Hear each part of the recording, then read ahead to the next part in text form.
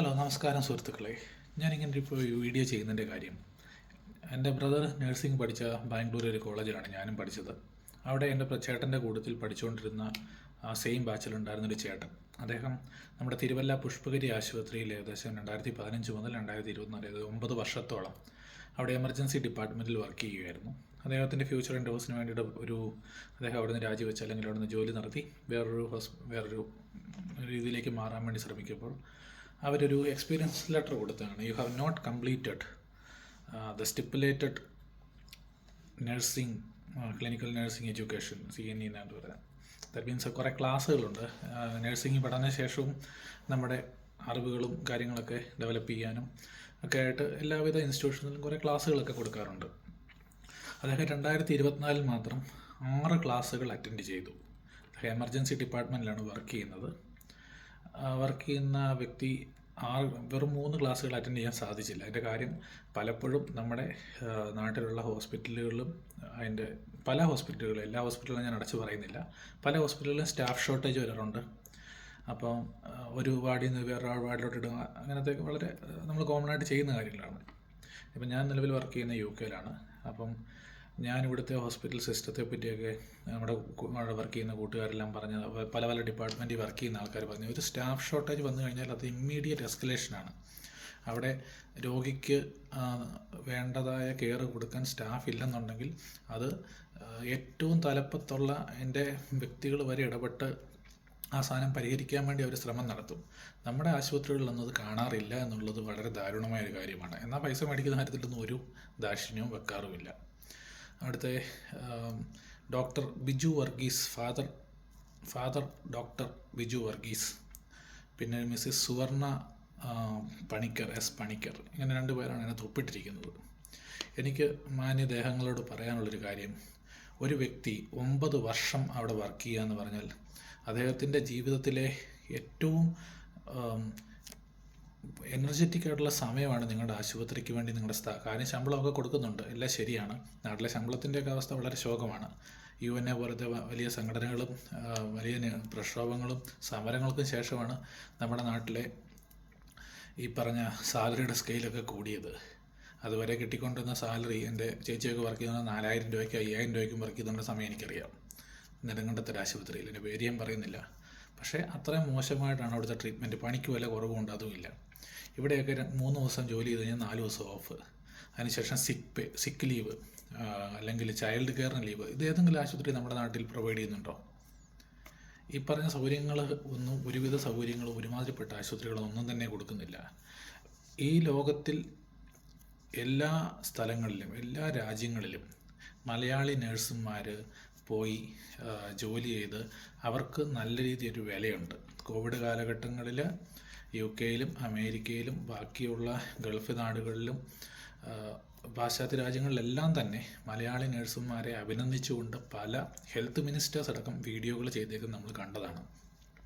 Covid പോലത്തെ ഒരു ആവശ്യമൊക്കെ വന്നു കഴിഞ്ഞപ്പോൾ നമ്മുടെ മലയാളി നഴ്സുമാരും ഡോക്ടർമാരും ഹെൽത്ത് കെയർ പ്രൊഫഷണൽസും അവരുടെ ജീവൻ വരെ നഷ്ടപ്പെട്ടിട്ടുണ്ട്. അതോടൊപ്പം നമ്മുടെ ഇന്ത്യയിലും ഒരുപാട് നഴ്സുമാരും ഡോക്ടർമാരും കാര്യങ്ങളെല്ലാം മരിച്ചു വീണിട്ടുണ്ട്.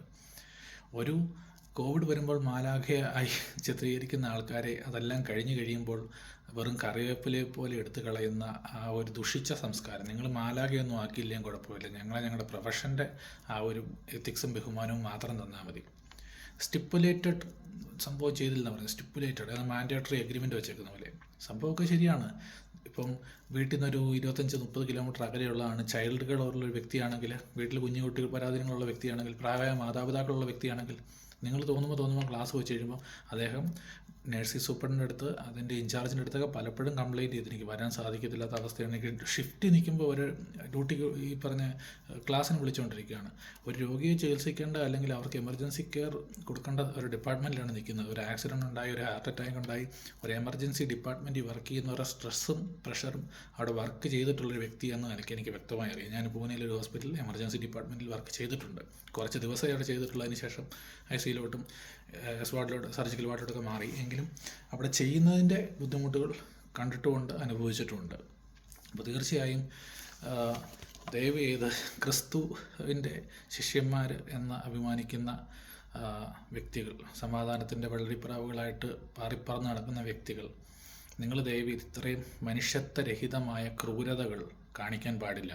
ആ ഒരു സർട്ടിഫിക്കറ്റും വെച്ചുകൊണ്ട് തീർച്ചയായും വേറൊരു രാജ്യത്തോട്ടോ വേറെ എങ്ങോട്ടോ അപ്ലൈ ചെയ്യാൻ നേരം അതെന്തുമാത്രം ബുദ്ധിമുട്ടുകൾ വരുമെന്നും അദ്ദേഹത്തിൻ്റെ ഭാവി അത്രയും കഷ്ടപ്പെട്ട് 9 വർഷം നിങ്ങൾക്ക് വേണ്ടി കഷ്ടപ്പെട്ട് ഒരാൾക്ക് കൊടുക്കുന്ന സമ്മാനം ഇത്ര നീചമാണ്. അങ്ങനെ നിങ്ങൾക്ക് തോന്നുമായിരുന്നു, ഓക്കെ പുള്ളിക്കാരൻ അത്ര കേപ്പബിൾ അല്ല, നിങ്ങളുടെ നോംസിനോടും നിങ്ങളുടെ ഇൻസ്റ്റിറ്റ്യൂഷനോടും ബഹുമാനം ഇല്ലാത്ത വ്യക്തിയാണ്, പറഞ്ഞാൽ കേൾക്കാത്ത വ്യക്തിയായിരുന്നെങ്കിൽ എന്തുകൊണ്ട് നിങ്ങൾക്ക് 1 വർഷമായി കഴിയുമ്പോഴോ 1 മാസമായി കഴിയുമ്പോഴോ 6 month നോട്ടീസ് പീരീഡോ 1 month നോട്ടീസ് പീരീഡോ പറഞ്ഞു വിടായിരുന്നല്ലോ? അതൊന്നും ചെയ്തില്ല. നിങ്ങൾ അവരുടെ ഊറ്റിയെടുക്കാനുള്ള മുഴുവൻ ഊറ്റിയെടുത്തു. ഒരു മനുഷ്യ ജീവിതത്തിലെ ഏറ്റവും ബെസ്റ്റ് ടൈം, ഏറ്റവും ആരോഗ്യമുള്ള ടൈം നിങ്ങളുടെ സ്ഥാപനത്തിന് വേണ്ടി വർക്ക് ചെയ്തൊരു വ്യക്തിയെ നിങ്ങൾ ഇത്രയും നീചമായ ഒരു പെരുമാറ്റമല്ലായിരുന്നു ചെയ്യേണ്ടത്. ദയവ് ചെയ്ത് പുഷ്പഗിരി ആശുപത്രിയുടെ അധികൃതരെയും വീഡിയോ കാണുവാണെങ്കിൽ, അല്ലെങ്കിൽ നിങ്ങൾക്ക് പരിചയമുള്ള ആരെങ്കിലും ഉണ്ടെങ്കിൽ അവരോട് പറയുക, ദയവ് ചെയ്ത് സമൂഹത്തിന് മുന്നിൽ നിങ്ങളുടെ വില നിങ്ങൾ ഇടിച്ചു കളയരുത്. ഒരു രോഗി, ഒരു സ്റ്റാഫിനോട് നിങ്ങൾ ഇത്രയും മോശമായി പെരുമാറി അവിടെ വരുന്ന രോഗിയോട് നിങ്ങൾ എന്തായിരിക്കും പെരുമാറുക? പച്ചമരത്തോടാണെങ്കിലും ഉണക്കമരത്തോടാണെങ്കിൽ പച്ചമരത്തോട് എന്തായിരിക്കും എന്ന് പറഞ്ഞ അവസ്ഥയാണ്. പിന്നെ ഒരു കാര്യം പറയാം, ഞാനൊരു ക്രിസ്ത്യാനിയാണ്. അപ്പോൾ കർത്താവ് ഇവിടെ വന്ന് മരിച്ചവരെ ഉയർപ്പിച്ചെന്ന് നമ്മൾ വിശ്വസിക്കുന്നു. കുരുടർക്കും മുടന്തർക്കും കുഷ്ഠരോഗികൾക്കും പക്ഷപാതക്കാരനും ഭൂതഗ്രസ്തർക്കെല്ലാം സൗഖ്യവും ഈ പറഞ്ഞ രോഗശാന്തിയൊക്കെ കൊടുത്തുവെന്ന് വിശ്വസിക്കുന്ന നമ്മൾ ലക്ഷക്കണക്കിന് രൂപ പോക്കറ്റിൽ പിടിച്ചു വാങ്ങിയാണ് ഇത് കാര്യം ചെയ്യുന്നത്. ഓക്കെ, അതിന് അതിൻ്റേതായ ചിലവുണ്ട്, സാലറി കൊടുക്കണം, എല്ലാ കാര്യങ്ങളും ശരിയാണ്. മദർ തെരേസയെ പോലെ തെരുവിൽ കിടന്ന കുഷ്ഠരോഗികളെ വിളിച്ച് 5 പൈസ മേടിക്കാതെ അവരുടെ സ്വന്തം പ്രയത്നം കൊണ്ട് അവരുടെ സാലറി പോലും മേടിക്കാതെ അവർ കാര്യങ്ങൾ ചെയ്തവരാണ്. അപ്പോൾ ഒരുപാട് സന്യാസി സമൂഹം ഒരു നന്മയും ഒരു പൈസയും ആഗ്രഹിക്കാതെ, എനിക്ക് എൻ്റെ റിലേറ്റീവായിട്ടുള്ള ഒരു സിസ്റ്ററുണ്ട്, പുള്ളിക്കാരിയൊക്കെ മെൻ്റലി റിട്ടാർഡായ വ്യക്തികളെ നോക്കുന്ന ആൾക്കാരാണ്. തല്ലും തുപ്പും അടിയും ചവിട്ടൊക്കെ കൊണ്ട്. എൻ്റെ പപ്പയുടെ അനിയൻ്റെ വൈഫിൻ്റെ അനിയത്തി. അപ്പോൾ നിങ്ങൾ നല്ലവരായ അവർക്കൂടെ ചീത്തപ്പേര് വരുത്തരുത്. അപ്പോൾ ഈ ഒരു ആറ്റിറ്റ്യൂഡ് കാണിക്കുന്നവരെ വെള്ള തേച്ച കുഴിമാടങ്ങളെന്ന് കർത്താവ് വിളിച്ച പോലെ വിളിക്കേണ്ടതായിട്ട് വരും. അപ്പോൾ ഇതിൻ്റെ തലപ്പത്തിരിക്കുന്ന അച്ഛന്മാരാണേലും അതിൻ്റെ അധികൃതരാണേലും ദയവ് ചെയ്ത് ഒരു വളരെ നീതിയുക്തമായ ഒരു നടപടി ഇതിനു വേണ്ടി സ്വീകരിക്കണമെന്ന് നിങ്ങളോട് വിനീതമായി അഭ്യർത്ഥിക്കുന്നു. കാരണം നിങ്ങൾ പാശ്ചാത്യ രാജ്യങ്ങളിലൊക്കെ സഞ്ചരിക്കുന്നവരായിരിക്കാം, നിങ്ങൾ യൂറോപ്യൻ കൺട്രീസിൽ, അറബ് കൺട്രീസിലൊക്കെ ട്രാവൽ ചെയ്യുന്നവരായിരിക്കാം. നിങ്ങൾക്ക് ഇവിടെ ഒരു നേഴ്സിനൊക്കെ കിട്ടുന്ന ബഹുമാനം, അവർക്ക് കിട്ടുന്ന ഒരു റെസ്പെക്റ്റ്, ആ സ്റ്റാഫിനോട് അധികൃതർ കാണിക്കുന്ന ഒരു ബഹുമാനം, ശരിക്കും പറഞ്ഞാൽ give and take and respect, ഇവിടുത്തെ ഡിഗ്നിറ്റി, നമ്മുടെ റൈറ്റ്സ്, ഇതൊന്നും നമ്മുടെ നാട്ടിൽ ശരിക്കും പറഞ്ഞാൽ നൽകപ്പെടുന്നില്ലെന്നുള്ളതാണ് സത്യം. നൽകുന്ന സ്ഥലങ്ങൾ റെയർലി കണ്ടേക്കാം, പക്ഷേ ഇങ്ങനെയൊന്നും അല്ല ഒരു സ്റ്റാഫിനോട് പെരുമാറേണ്ട രീതി. അത് നിങ്ങൾ തീർച്ചയായും മനസ്സിലാക്കണം. നിപ്പയുടെ കാലഘട്ടത്തിൽ, നിപ്പയുടെ സമയത്ത് നമ്മൾ കണ്ടതാണ്, ഒരു നേഴ്സ് അവരുടെ ജീവൻ പണയം വെച്ച് ജീവൻ കൊടുത്തത് രോഗികൾക്ക് വേണ്ടിയിട്ടാണ്, നിങ്ങളുടെ സ്ഥാപനത്തിന് വേണ്ടി കൂടെയാണ്. അപ്പോൾ തീർച്ചയായും നിങ്ങൾ നീതിയുക്തമായിട്ട് നടപടിയെടുക്കുക. അദ്ദേഹത്തിന് കറക്റ്റായിട്ട് അദ്ദേഹം ചെയ്ത ജോലിക്കുള്ള അർഹിക്കുന്ന രീതിയിലുള്ള ഒരു എക്സ്പീരിയൻസ് സർട്ടിഫിക്കറ്റ് കൊടുത്ത് മാന്യമായി നിങ്ങൾ ആ കാര്യങ്ങൾ പരിഹരിക്കണമെന്ന് വീണ്ടും ഞാൻ ഒരിക്കൽ കൂടെ അഭ്യർത്ഥിക്കുന്നു. നമസ്കാരം.